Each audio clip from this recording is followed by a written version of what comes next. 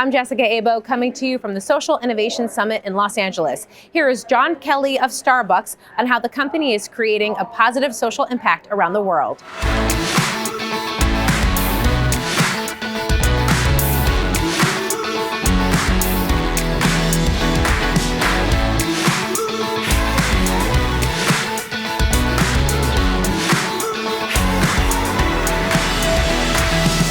The creativity at a company like Starbucks comes from the barista, comes from the Green Apron. They're the ones who are out there in the world. They have ideas, they have energy, and they want this company to stand and do more. We're taking Starbucks partners working in 100 stores around the country, and they're working 20 hours a week behind the bar as Starbucks baristas. But for 20 or 30 hours, the remainder of the week, we've actually partnered with Points of Light to identify an NGO or service organization where they're now doing community service at scale and at impact for 6 or 7 months.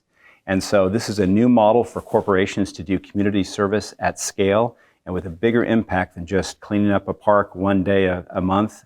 The idea here is that these baristas become catalytic in terms of community service in their communities. We think corporations should focus on what they do best. We do coffee, and we do coffee stores, but we rely on partners like Points of Light, like Conservation International, World Wildlife Fund. We partner with dozens of great NGOs to help us get the expertise and implementation. Kevin Johnson for our company has led in listening to our partners and hearing them say, we're tired of throwing out perfectly good food just because the date stamp is due.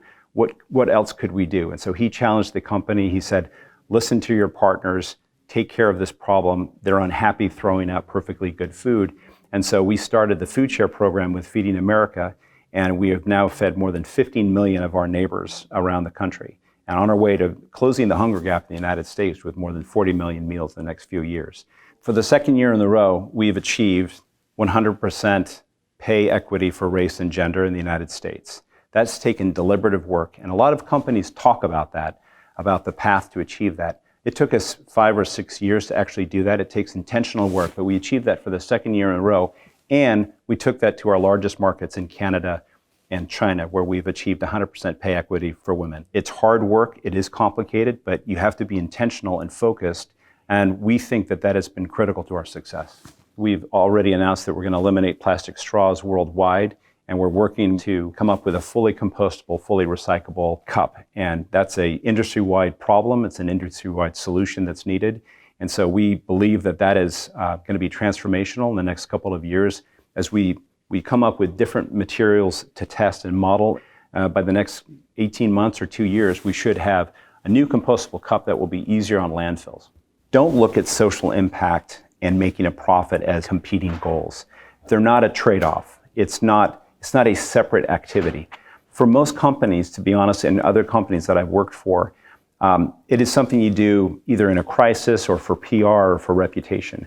What we've been doing at Starbucks for more than 40 years is really integrating social impact into the performance of the company. Social impact, when brought to scale with serious investments and given time, can be net positive when it comes to business performance. They're not competing.